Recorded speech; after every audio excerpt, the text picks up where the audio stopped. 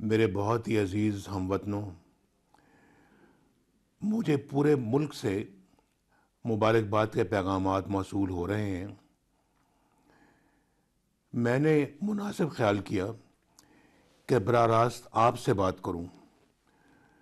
सबसे पहले मैं अल्लाह ताला का शुक्र बजा लाता हूं, जिसने मुझे आखिरकार झूठे और बेबुनियाद मुकदमात में सुरखरू किया।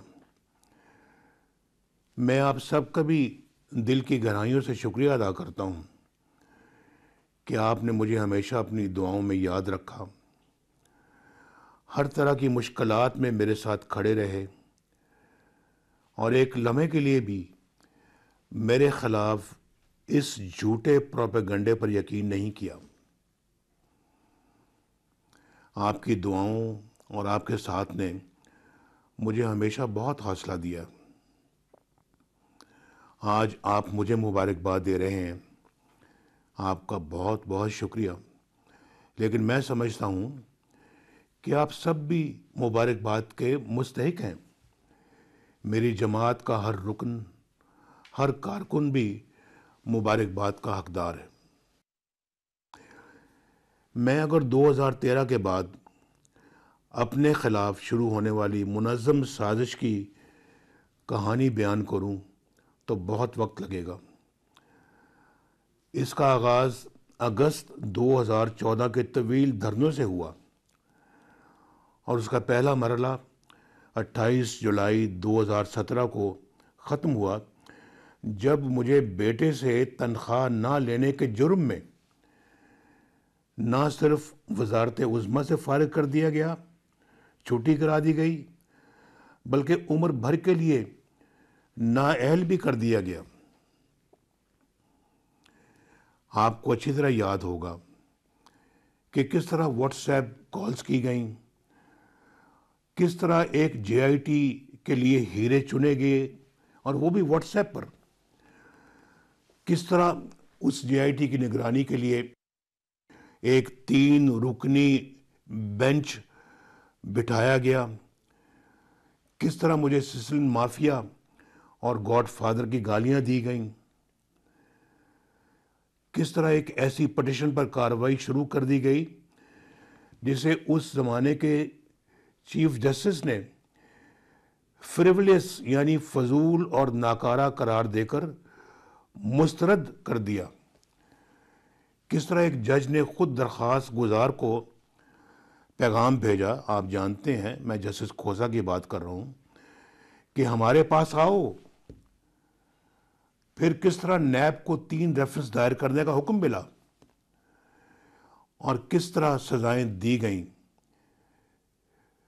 और किस तरह सुप्रीम कोर्ट का सजा देने वाला एक जज, जिसने मुझे सजा दी थी, उस बेंच का वो हिस्सा था जज, एहतसाब अदालतों पर वो खुद ही मॉनिटर बनकर बैठ गया। किस तरह मतलूबा फैसले हासिल करने के लिए सीनियर जजों के घर जाकर धमकियां दी गईं। मेरे बुजुर्गों, भाइयों, बहनों, ये सारी बातें रिकॉर्ड पर आ चुकी हैं। इस शर्मनाक खेल के सारे किरदारों के चेहरे भी बेनकाब हो चुके हैं। वहां से हक और सच की गवाहियां सामने आ गई हैं, जो हमारे गुमान में भी नहीं थी, वहमो गुमान में भी नहीं थी।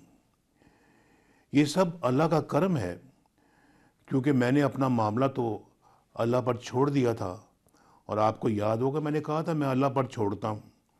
और आज बेगुनाह करार दिए जाने के बाद जब मैं पीछे पलट कर देखता हूँ तो मसाइब, मुश्किलात और आजमाइशों का लंबा सिलसिला नज़र आता है।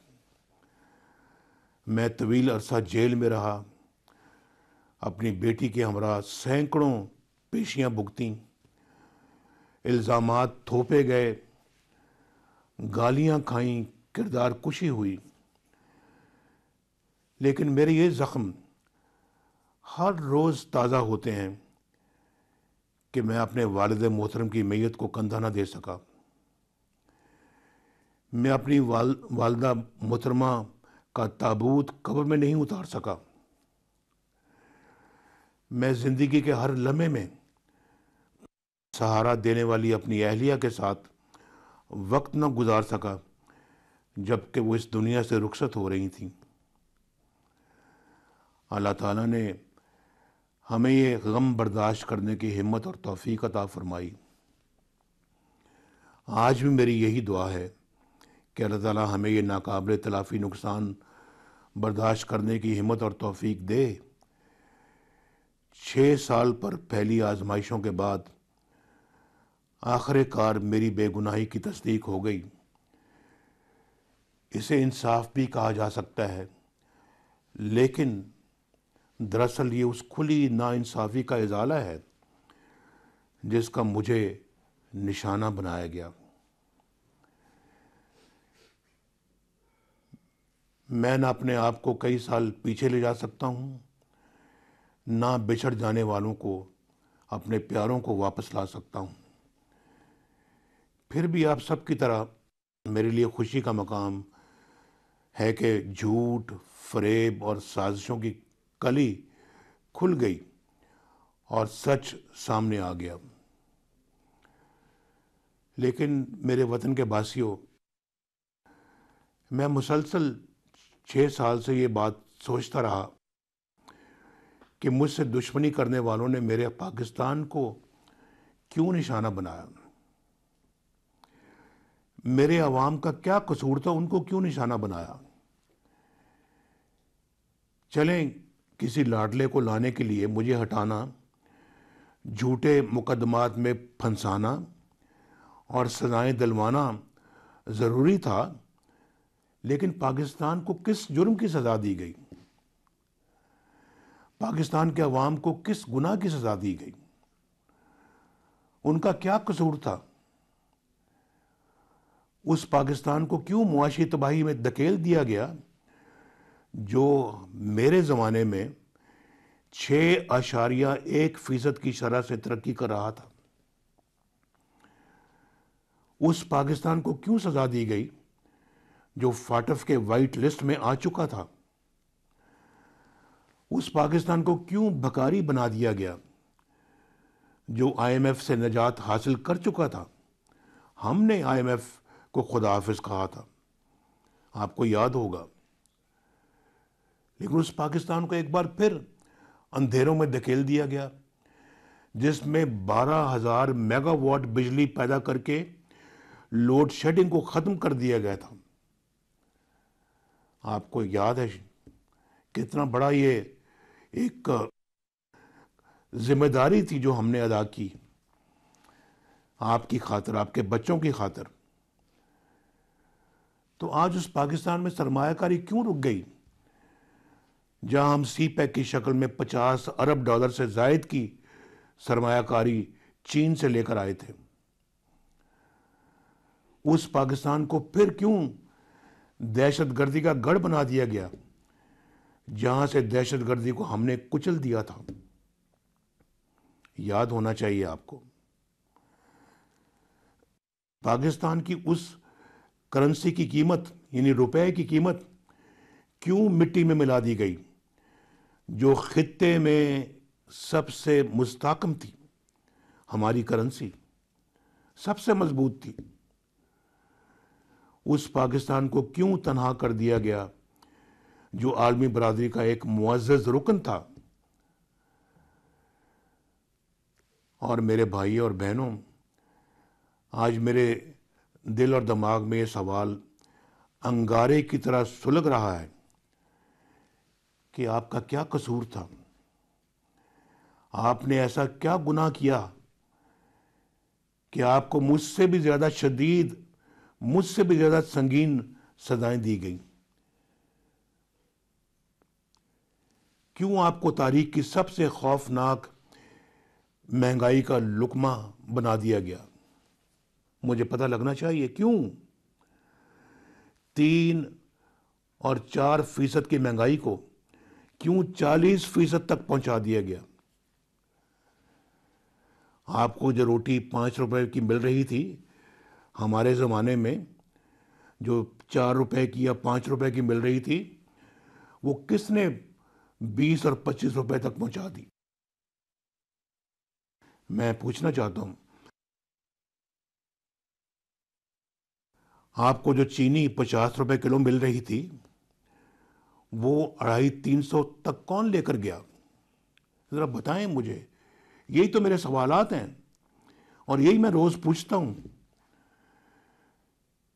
मुझे सजा देनी थी, दे ली, लेकिन आपका आटा, आपकी दालें, आपकी सब्जी, आपकी दवाएं किसने छीन ली?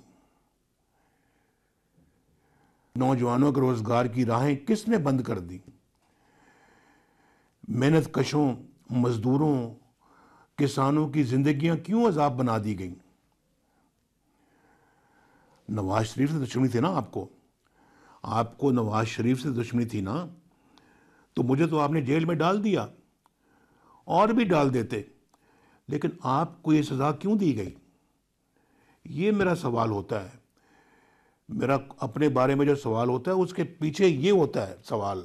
असल सवाल ये है कि आपके घरों के चूल्हे क्यों बुझा दिए गए? आपके बच्चों की तालीम क्यों छीन ली गई? और आपको सेहत की सहूलतों से क्यों महरूम कर दिया गया? अल्लाह ताला का शुक्र है कि अल्लाह ताला ने मुझे सुरखरू किया। मेरे सब मुकदमे झूठे निकले, फ्रॉड मुकदमे निकले, जाली, फेक, और अदालत ने मुझे हर इल्ज़ाम से बरी कर दिया। लेकिन मुझे सच्ची खुशी उस वक्त होगी मेरे भाई और बहनों, जब आप भी बरी होंगे। मेरी माँओं, बहनों, बेटियों, बुजुर्गों और जवानों की सजाएं ख़त्म होंगी। हमारे बच्चों की सजाएं ख़त्म होगी। जब आपको महंगाई के अजाब से निजात मिलेगी, जब आपको बिजली और गैस के भारी बिलों से निजात मिलेगी, जब नौजवानों को रोजगार मिलेगा, जब बीमारों को दवाएं मिलेंगी, दवाएं जो वो आज अफोर्ड नहीं कर सकते, जेब में पैसे नहीं होते, दवा मांगते हैं, कर्ज मांगते हैं, सिर्फ इसलिए कि मेरा बेटा सेहतयाब हो जाए, सिर्फ इसलिए कि मेरा शौहर सेहतयाब हो जाए, इसलिए कि मेरे माँ बाप की ज़िंदगी बच जाए। ये हाल हो चुका है। और हमारे ज़माने में दुआएं मुफ्त मिलती थी, मुफ्त इलाज मुफ्त होते थे। जब ख़वातीन के हकूक़ का तहफ़्फ़ुज़ होगा, जब आगे बढ़ता, तरक्की करता और आवाम की खिदमत करता हुआ पाकिस्तान आपको वापस मिलेगा, तब मुझे असली खुशी होगी। आप जानते हैं कि नवाज शरीफ ख्वाब नहीं दिखाता, सब्ज़ बाग नहीं दिखाता। जो कहता है अल्लाह पर पुख्ता ईमान की बिना पर कहता है अल्हम्दुलिल्लाह, और अल्लाह भी उसकी मदद करता है। और मैं अल्हम्दुलिल्लाह जो कहता हूँ अल्लाह के फजलो करम से और आपकी दुआओं से करके दिखाता हूँ। 1990 में अल्लाह ने मेरी मदद की, 2013 में अल्लाह ने मेरा हाथ थामा। मुझे कभी अच्छे हालात नहीं मिले, लेकिन जब भी मुझे इक़्तिदार से फारिग किया गया, मैं अल्हम्दुलिल्लाह पाकिस्तान को कई गुना बेहतर हालत में छोड़ कर गया, और आप गवाह हैं इस बात के। तो मेरे अहले वतन, मुझे अपनी सज़ाओं से निजात के लिए अदालतों से रुजू करना पड़ा, जज साहिबान से अपनी बरियत के फ़ैसले लेने पड़े। आपको किसी अदालत में नहीं जाना, आप खुद अदालत हैं। आपने किसी जज को दरख्वास्त नहीं देनी, आप खुद जज हैं। इंशाअल्लाह मुझे मालूम है कि आप 8 फरवरी को अपनी जजमेंट ज़रूर सुनाएंगे, एक खुशहाल पाकिस्तान की, एक तरक्की याफ्ता पाकिस्तान की। और आप अपनी जजमेंट सुनाएंगे, अपनी बरियत का फ़ैसला आप खुद करेंगे।